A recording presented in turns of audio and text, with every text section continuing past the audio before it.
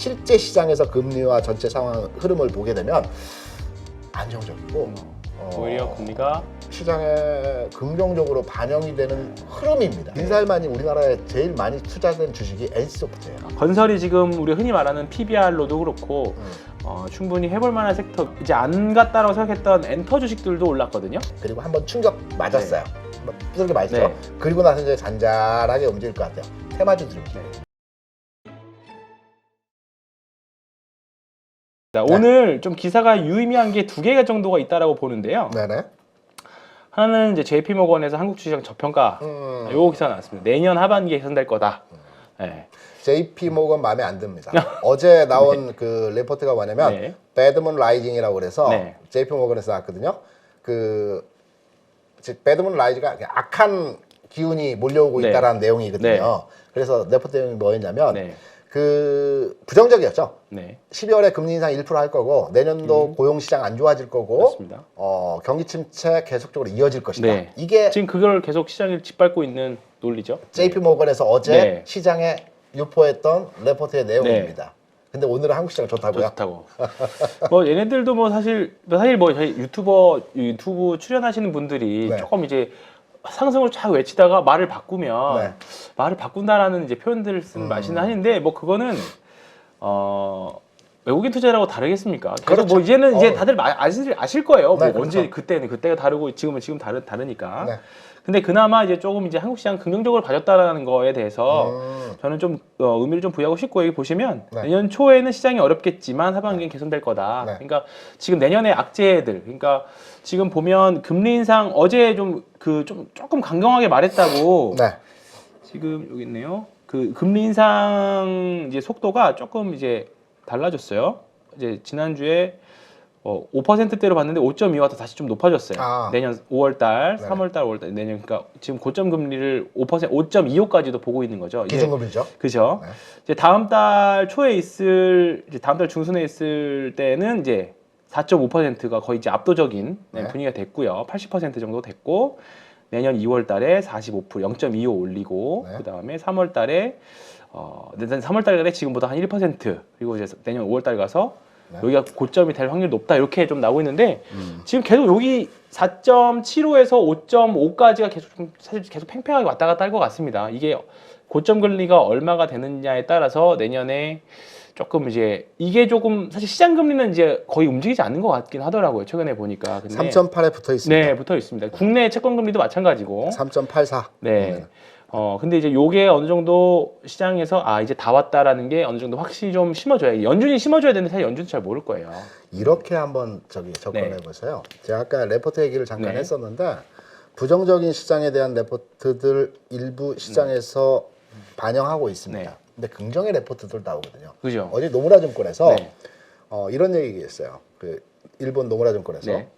미국 시장에 대한 평가를 네. 하면서 최근에 환율 상황을 감안했을 때 미국의 채권을 살 메리트가 현저하게 떨어졌다. 그러니까 무슨 말이냐면 네. 그간은 달러 강세 현상으로의 진행이 계속적으로 진행이 됐기 때문에 네. 달러 표시 채권에 대해서 구매력이 있었던 거거든요. 그렇죠. 달러 강세가 계속되니까. 올라가니까. 근데 달러가 지금은 꺾였습니다. 그렇죠. 거의 한 70%, 80%의 가능성으로 꺾였다라고 우리가 판단을 네. 하는 거거든요. 그러면 달러 표시 채권 살 매력이 떨어지는 거거든요. 한차 손이 날 수 네. 있으니까. 우리가. 그래서 지금은 미국의 금리가 기준금리를 올린다 치더라도 그쵸. 뭐 올릴 수 있을지 모르겠지만 미국의 금리 상황이 지금의 수준에서 추가로 더 급등하기보다는 네. 이 가격 수준에서 왔다 갔다 연착륙이라고 하죠. 경제도 연착륙하고 금리도 연착륙하는 형태로의 진행이 될 것이다라는 레포트의 긍정적인 내용들이 네. 나왔습니다. 그러면 지금은 양극단의 내용들이 부딪히고 있는 그렇죠. 상황입니다. 맞습니다. 예. 좋은 얘기, 나쁜 얘기 많이 있어요. 우리가 시장에서 장 빠지면 나쁜 얘기만 반영되고 그렇죠. 장 좀 올라가면 오르면 좋은 얘기만 반영되고. 그렇지. 반영되는데 결과가 다 과정을 만드는 거니까. 네. 그러면 딱 단순하게 과거 사례를 볼게요. 미국에서 금리가 올라갈 때 금리가 내려갈 때 어떨 때 시장에서 많이 주가 움직임이 있었느냐.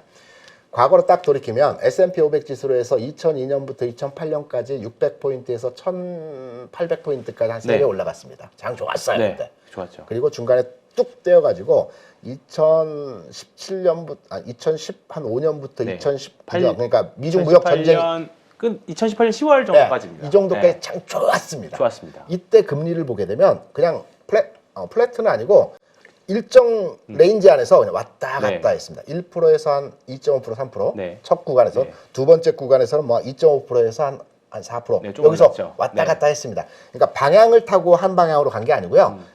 해당 박스에서 움직였습니다. 박스에서. 요때가 시장이 가장 좋습니다. 금리가 그러니까 변동이 없이 플랫하게 해주면 그렇죠. 주식시장이 거기에 적응한다는 거죠. 그러니까 네. 지금 상황에서 무슨 말을 우리가 의미하냐면 금리가 내려갈 필요 없습니다. 아, 우리는 역으로. 야, 금리 인하되면 시장이 정말 좋아질 거야 네. 라고 판단을 하고 있는데요. 있죠. 네. 아, 그게 금리가 아니라. 미국에서 최근에 2번 인하를 했어요. 네. 그러니까 2번 인하했다는 것은 일시적인 인하는 여러 번 있었지만 네.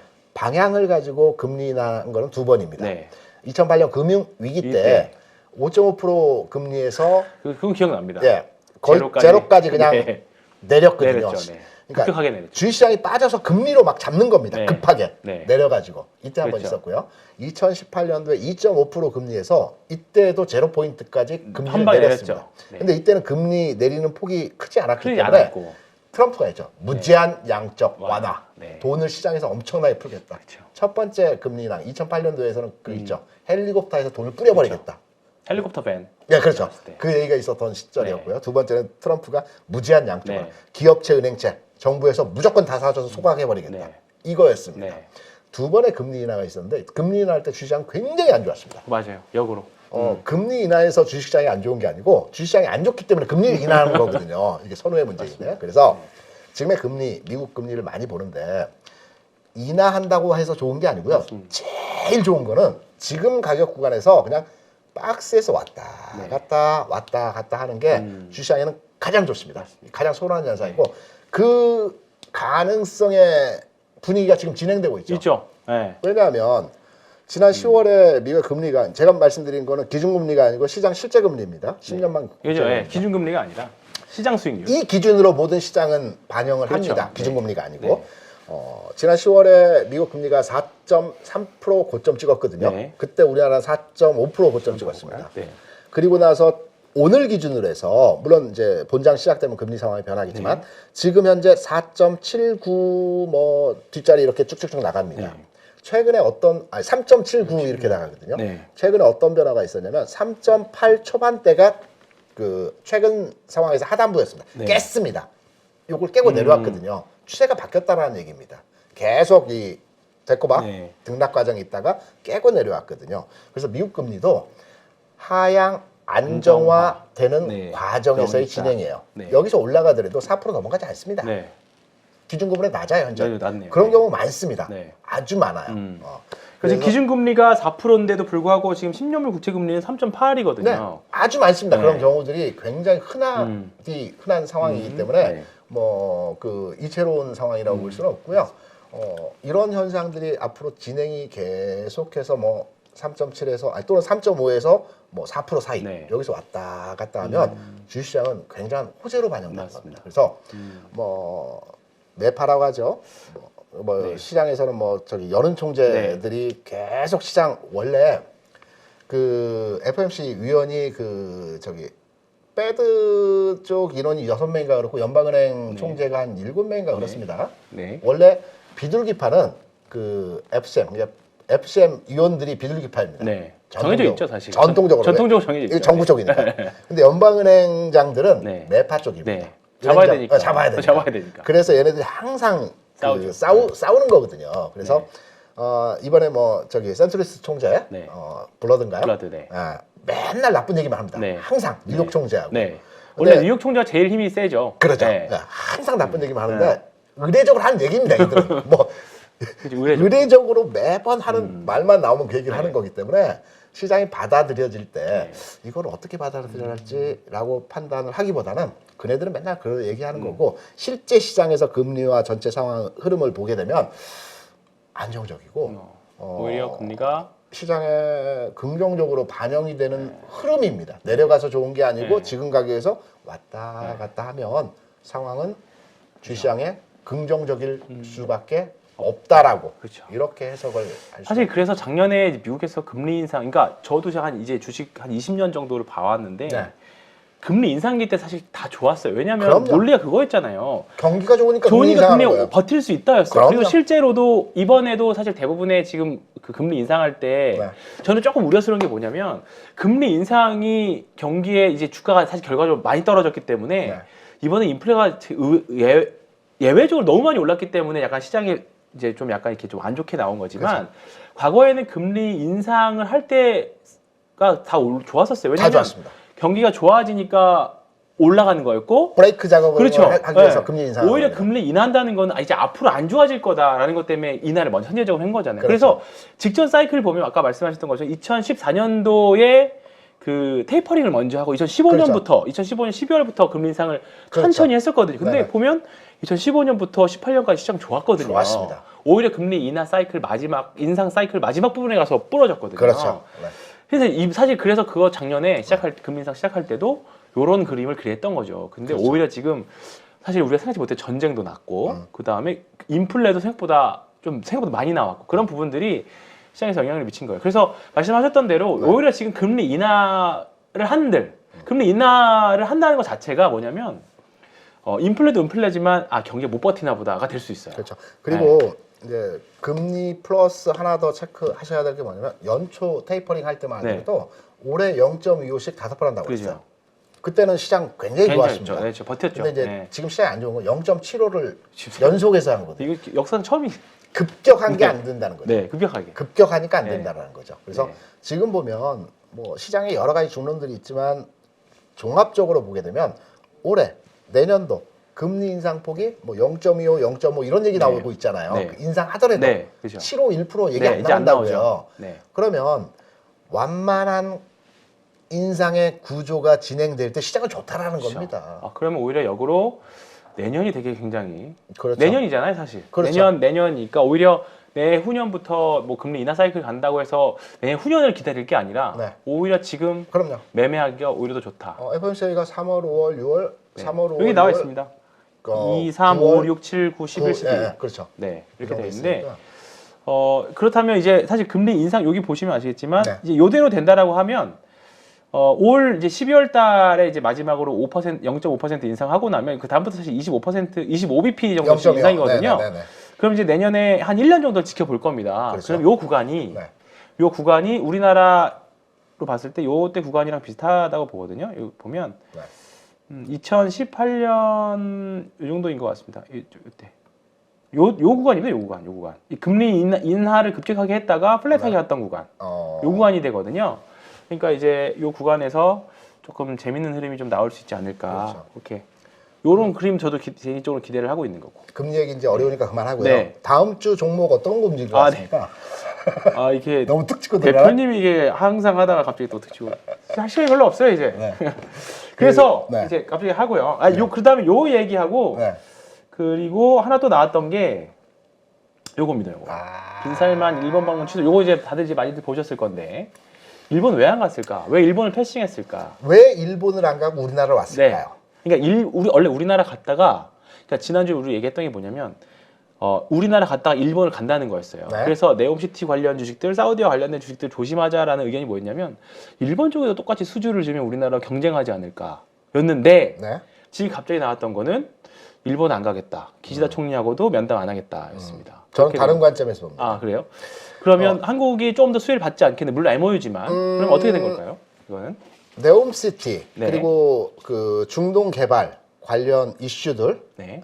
물론 시장에서 재료는 미래 가치에 대해서 오랜 그렇죠. 시간차를 두고 네. 주가가 올라가는 게 당연하겠지만 빈살만에 대해서 접근 방식이 전혀 잘못됐다고 생각을 해요. 네. 빈살만이 최근에 한국이든 일본이든 동남아 쪽으로 오는 이유는 2030년 엑스포 유치 관련해서 지금 추진하고 있지 않습니까? 네. 비즈니스 외교거든요. 네. 지금 사우디하고 우리나라가 1, 2위입니다. 네.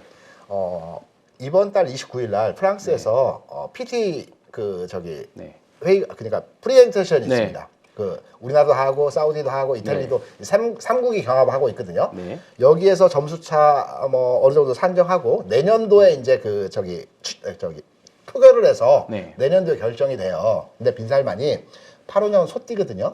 38살입니다. 알까요? 본인 소띠라는 거? 네. 게임 굉장히 좋아합니다. 아, 이게 어렸을 때 닌텐도를 그렇게 좋아했다거든. 그래서 지금 게임 관련 주식들이 사실 조금 엮였죠. 빈살만이- 한화와 엮여서. 빈살만이 우리나라에 제일 많이 투자된 주식이 NC소프트예요.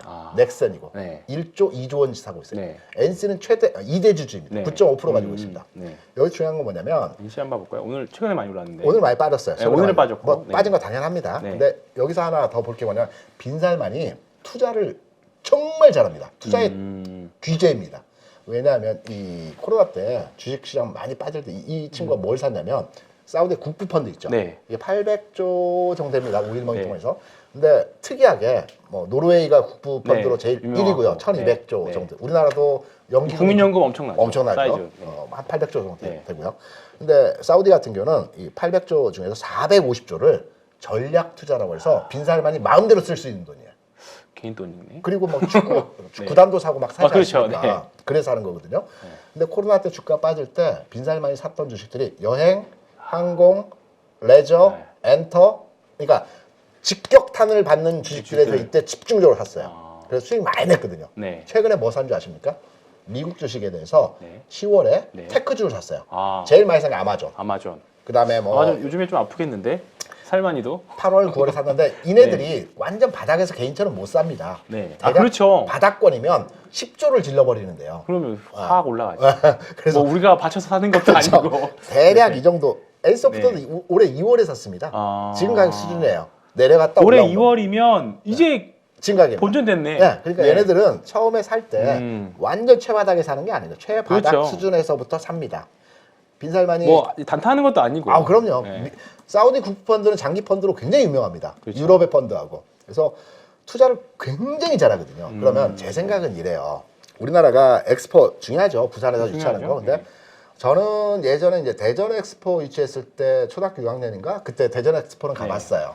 여수 엑스포는 저도 가봤습니다. 여수 그 당시에 나이가 어떻게 초등학생 때였어요. 아 그랬나? 여수 엑스포는 끝나고 나서 네. 가봤습니다. 근데 모르겠습니다. 엑스포를 유치해서 경제 유발 효과가 얼마 있는지 는 모르겠지만 네. 빈살만이 이렇게 이제 한국은 엑스포에 대해서 유치 경쟁에 있어서 한 발 뒤로 빼겠다. 대신에 네옴시티 수주권을 다 줘라. 네. 그리고 중동 개발권을 다 줘라. 아, 그리고 우리나라에 전략적인 투자를 해줘라. 이게 더 크지 않을까요? 네. 이런 딜을 했어야지 빈살만은 전혀 관심이 없거든요. 네. 그러니까 한국에서 네옴시티 중동 개발 유치를 위해서 재계에서 가고 뭐 여러 가지 얘기를 하지만 어땠나요? 한국에 새벽에 도착했어요. 네. 12시 반에 도착했거든요. 하룻밤 자고 그러니까 하룻밤도 아니죠. 자고 아침에 잠깐 일어나서 사진 몇 방 찍고 그쵸. 저녁 먹기 전에 가버렸어요. 가버렸어요. 이게 무슨 매너입니까? 저녁은 먹고 가야죠. 그렇지. 왔으면. 네. 저녁 먹기 전에 낮에 잠깐 사진 찍고 가버렸어요. 김치찌개 소주 한잔 하고 갔을 때 그러죠. 예, 근데 그냥 갔어요. 그냥 가버렸어요. 관심 없다는 얘기입니다. 그래서 일단은 이 네옴시티 관련주 재료는 좀 더 갈 겁니다. 네. 계속해서 군부를 떼니까 네. 좀 더 진행이 되는 이제 그 이슈고요.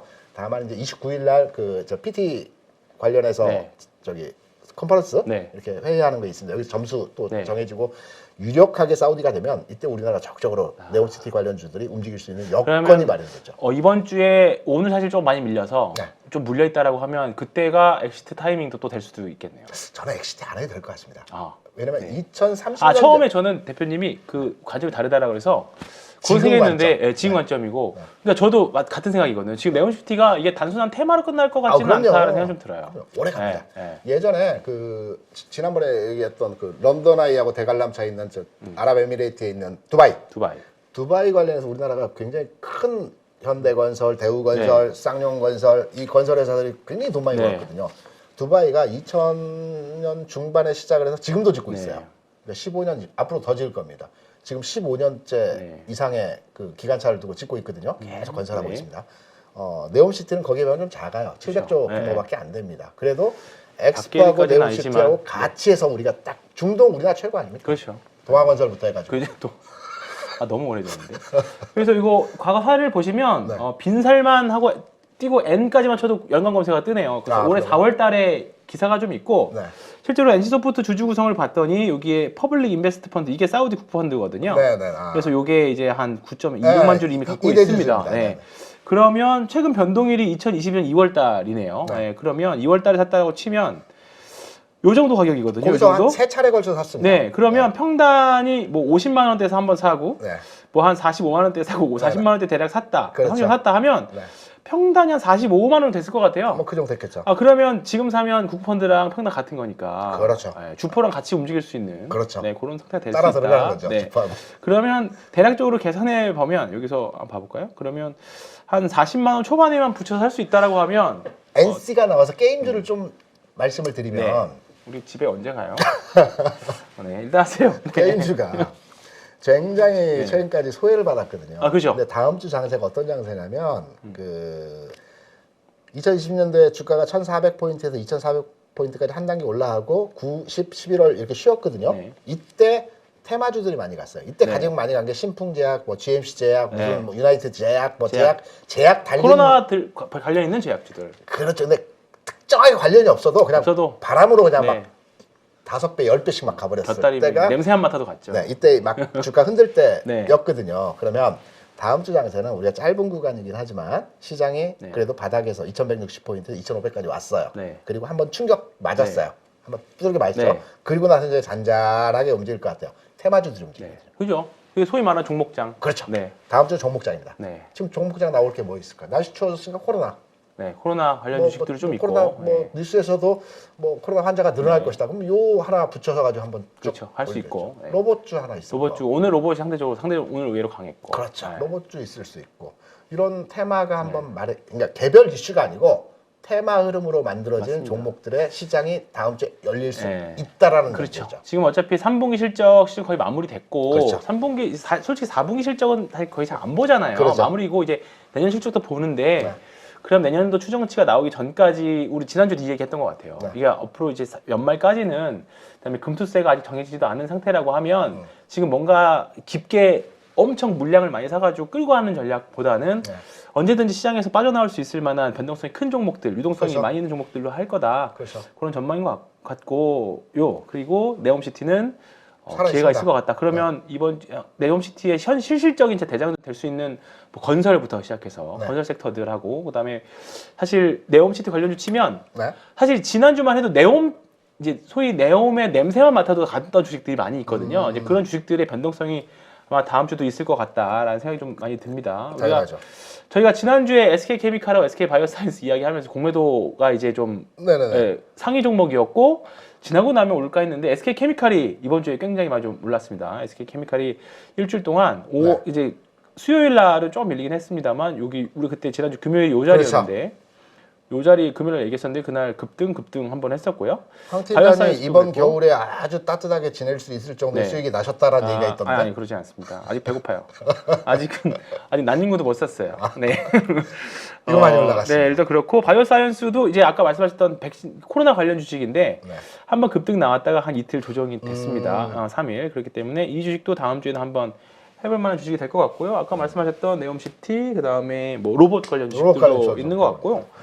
그다음에 이번 주에 좀 상대적으로 약했던 종목들이 있었어요. 어떤 뭐 종목이 이번 주에 사실 전반적인 대형주들이 사실 조금 후반으로 올수록 수목금을 좀 약했는데 네, 그렇죠.